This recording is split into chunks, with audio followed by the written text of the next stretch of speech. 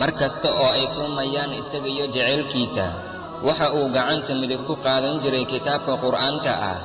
muddo markii ay sidaa ahaayeen ayay gacalisidiisa weydiisay oo ku dhahday, maalinta aan isbaranay ilaa maanta oo laga joogo sanad iyo 4 bilood waxaad gacanta ku sidataa kitaabka qur'aanka ah, ma ii sheegi kartaa sababta? inta uu soo fiiriyey ayaa waxa uu dhahay, waxaan ka baqayaa quruxdaada iyo baahida aan kuu qabo in uu shaydaanka iga faa'iidaysto oo aan dembi ku dhaco. waxaan ka baqayaa inaan jaceylka aan kuu qabo uu noqdo mid ku eg oo keliya zinno. waxaan kitaabka gacanta ugu sitaa inaan iskaga difaaco shaydaanka iyo xumihiisa. isagoo hadalka sii wata waxa uu dhahay, qofka mustaqbalkaa leh waa kan sharaftaada iyo sharafta reerkiina dhowra, waa kan kaa ilaaliya wixii aan rabbi raali ka ahayn, waa kan kaa dhowra zinada iyo inuu jirkaaga ku raaxaysto.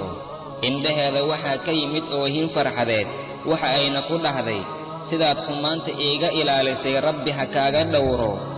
waxaan raali ka ahay guurkaaga, wakhtigaad jeceshahay isoo doono diyaar ayaan ahay. waxaan kuu ballan qaadayaa in aan $1 kugu xujaynin si uu jaceylkeena u noqdo mid guulaysta. ninka suuqa xaaraan kugu weydiiya guurkaa ma rabo, ninka suuqa xaaraanta kaaga dhowra ee guur kula tiigsado kaas ayaa dhab kuu jecel. wassalaamu calaykum waraxmatullaahi wabarakaatuh.